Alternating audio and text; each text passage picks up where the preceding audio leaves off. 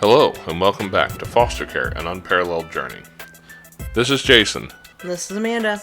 and we are here in our noisy house this evening with our kids trying to make all kinds of noise and bother us while we try to record this to tell you guys just a little bit about ourselves.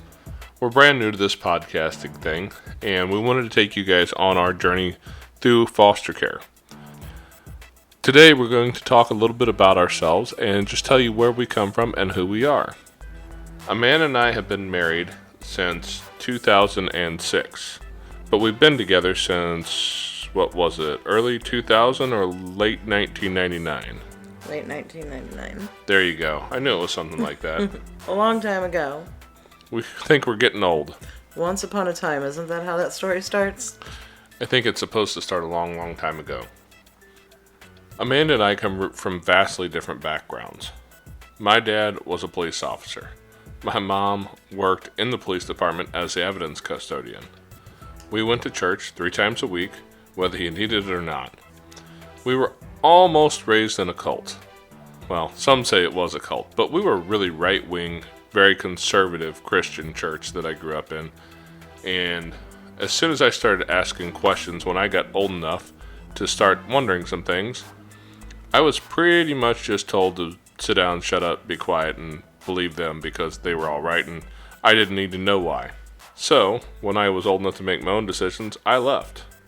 And then they came and hunted me down, gave me a letter, and told me they were kicking me out. So, my childhood was strange in a lot of ways. And one of the things that I noticed a lot was that the church we grew up in, while it was a very conservative, very right-wing church, very self-religious sort of a church, or self-righteous, I guess you would say, they weren't very loving or caring or anything like that. We did very little to improve the community or the people around us. And as I grew older, that was one of the things that I really remembered looking back on the experience, that my personal journey involved a whole lot of rules and almost nothing that changed lives. Amanda, I think you came from the other side of the story. Yeah, I would say that, while your parents were, making a difference and being police officers and collecting evidence, well, they probably could have just collected my parents. I would have fit right in there with them. Not in a good way.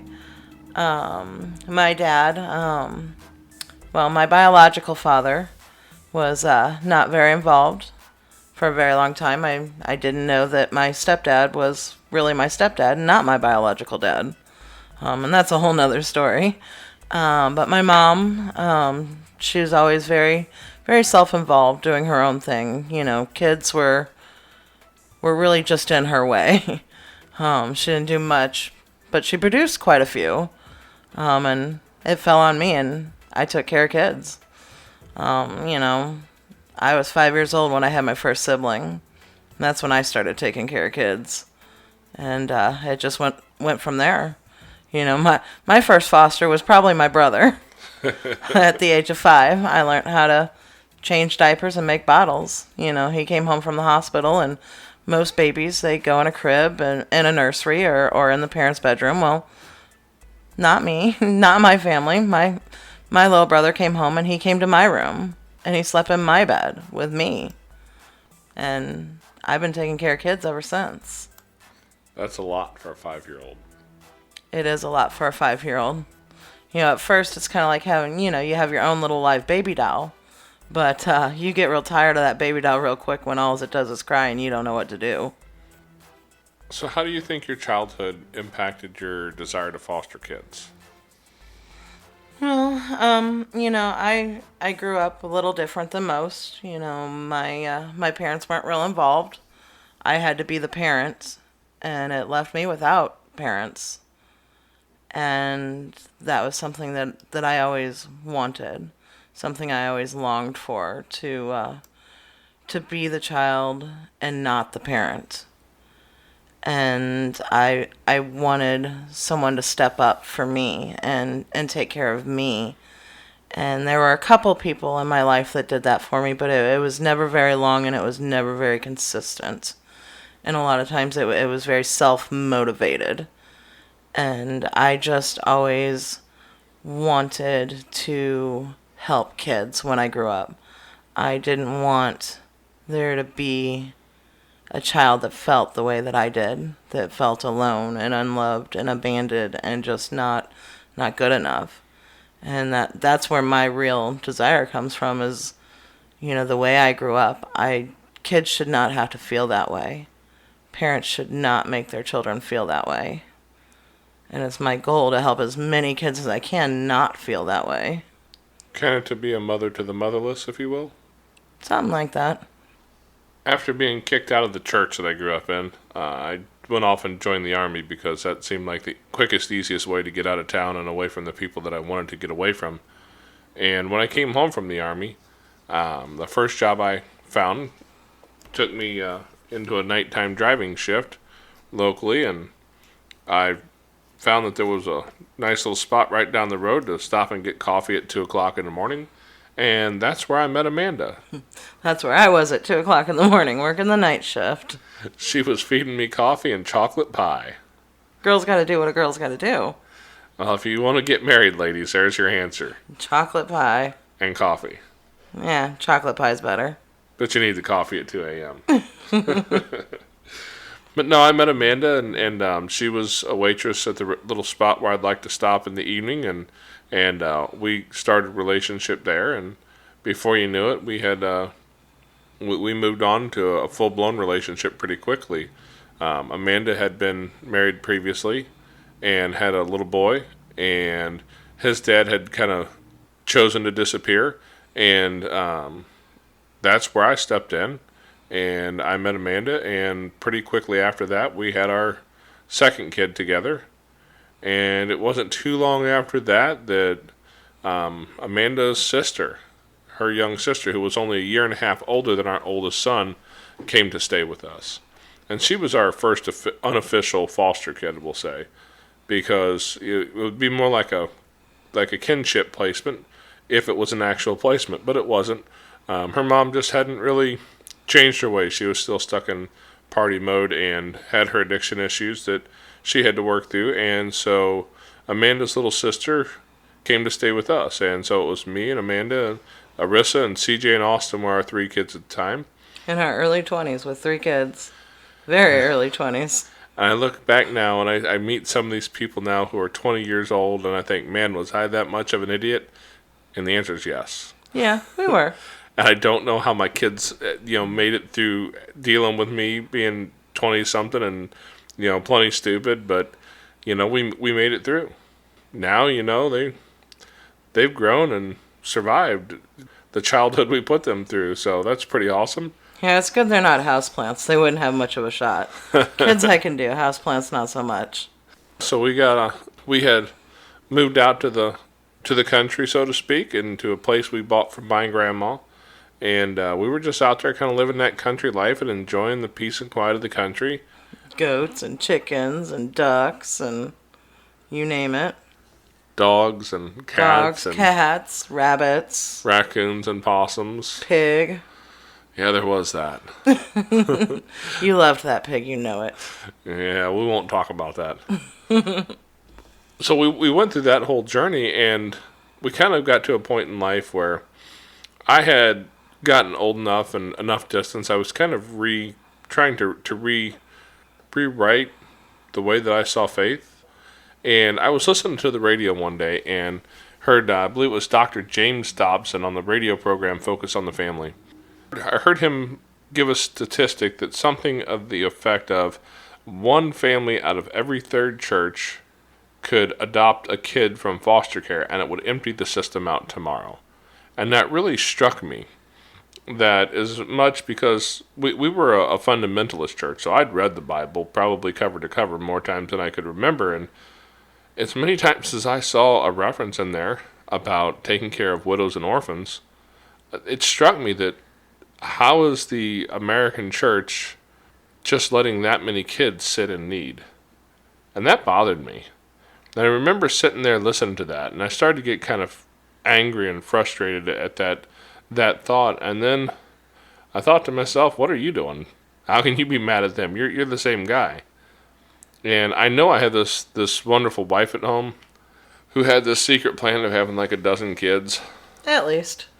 And when Austin, our second oldest son, was born, she hemorrhaged real bad, and we had to end up doing some emergency surgery, and we couldn't have any more kids at that point.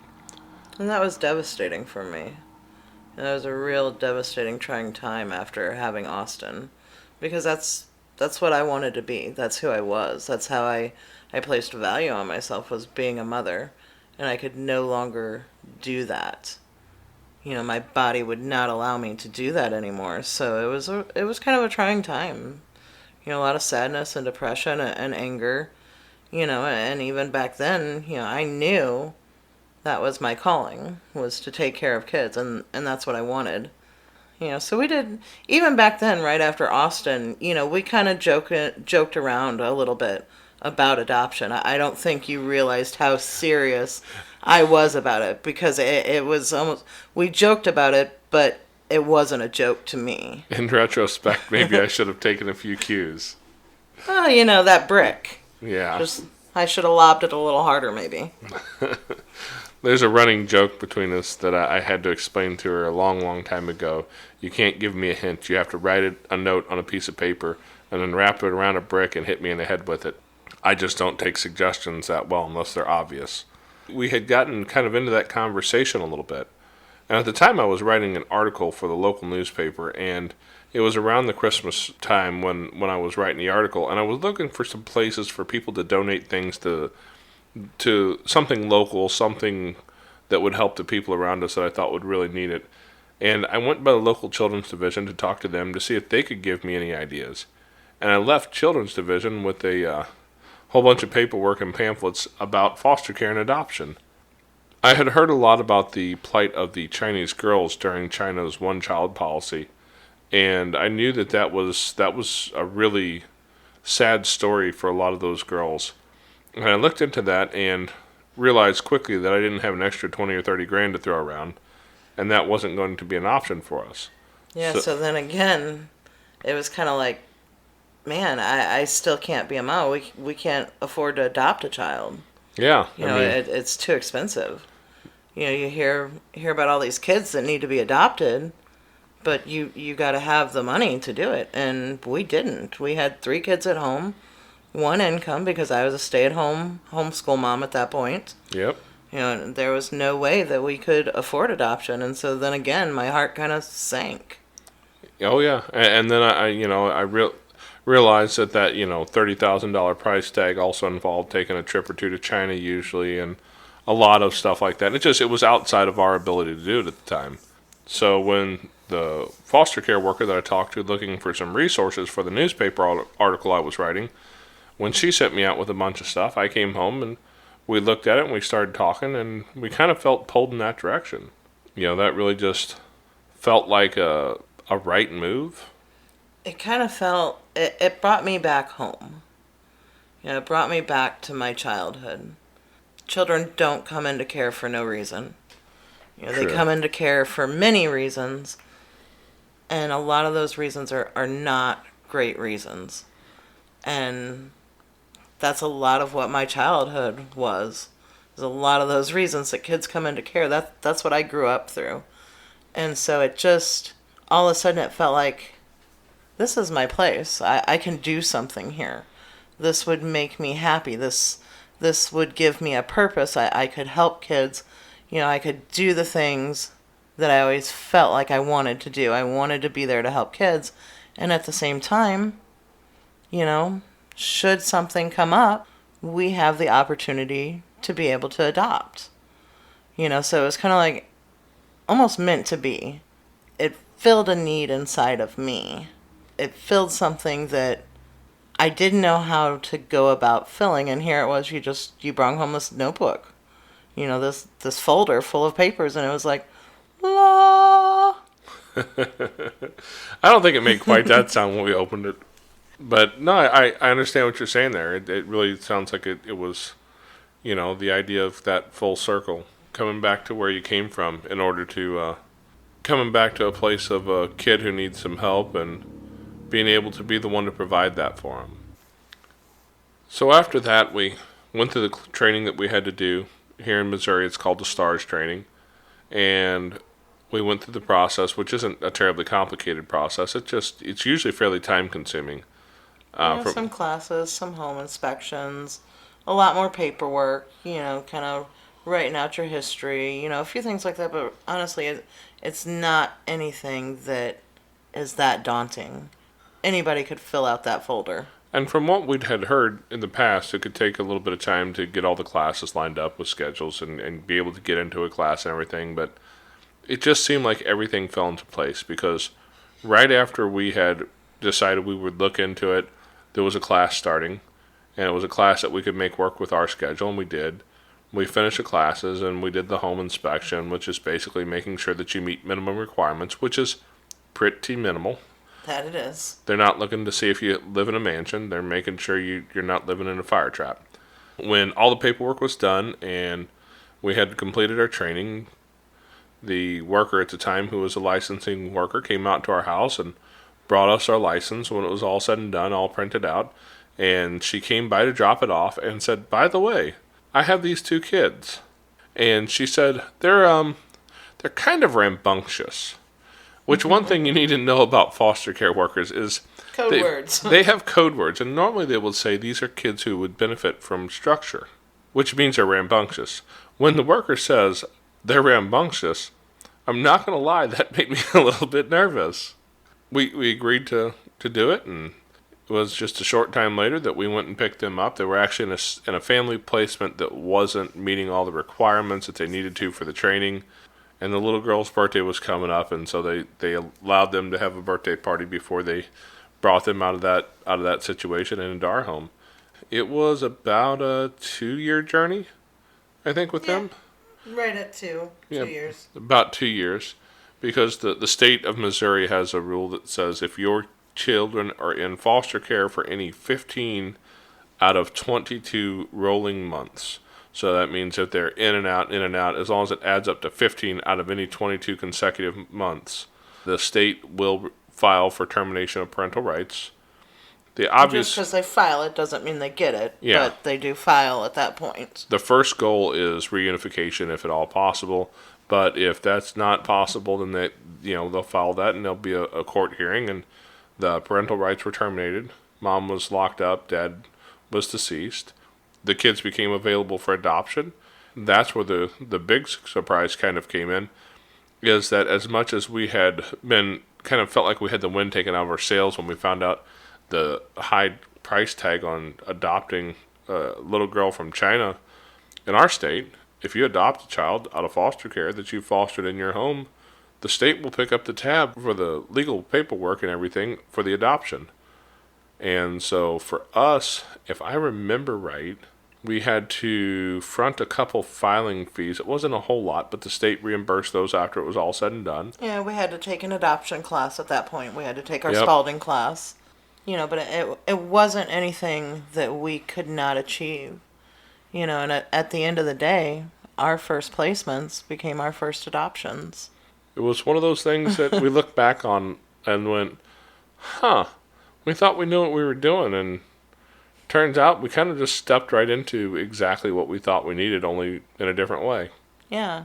There was a plan, and it wasn't the way we had seen the plan. It wasn't necessarily how we thought the plan was going to play out. But in the end, it all worked out. It's amazing how that works sometimes.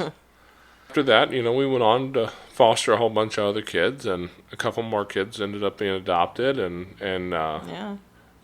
we can talk about all those at a later time, but that's kind of who we are and how our journey walking into foster care, how it started, because I think everybody comes at it from a different angle. Yeah, everybody. I think there's lots of different reasons for people to foster too. I think you're right. There's some people do it out of a desire to help people, that because they weren't helped. Some people might do it because they grew up in a foster home and their parents fostered kids and they wanted to continue it. Some people may do it kind of from my background, where you go, hey, how come nobody else is doing this? This is something that needs to be done. And even the churches, it seemed, weren't stepping up, at least from my viewpoint. The churches weren't stepping up in our area at the time. And, everybody's got their reason. Oh yeah. You've got the mothers who can't have children. And just because you can't grow a baby in your belly doesn't mean you can't have a baby. Yeah. Babies come into your lives and children's come into your lives all different ways. And I have so many kids that aren't even ones that we fostered that call us mom and dad. Yeah, that we do. It's just it's a role, and I think it's a role that we were meant to do. Yeah, I mean, our oldest son has gone off to the Army, finished his time in the Army, got married, and we still have some of his high school friends who will stop by from time to time and show up and say, "Hey, Mom. Hey, Dad. What's going on?" In fact, one just asked me to be godmom. Yeah, now that's when you start to feel old, is when the kids' high school friends are starting to have babies. Oh yeah, but I ain't that old. You're the one who's old. I am old. Older than me. I'll take it. The alternative is kind of grim. There you go, guys. There's our story, and we'll be back with another story of something we've learned, or a story about a kid's life, or something coming up. But I appreciate you guys taking the time to listen to our story, and if you would like to get a hold of us, feel free to email me at jason@shecalledmedaddy.com, or check out the website, theshecalledmedaddy.com, or the Facebook page by the same name.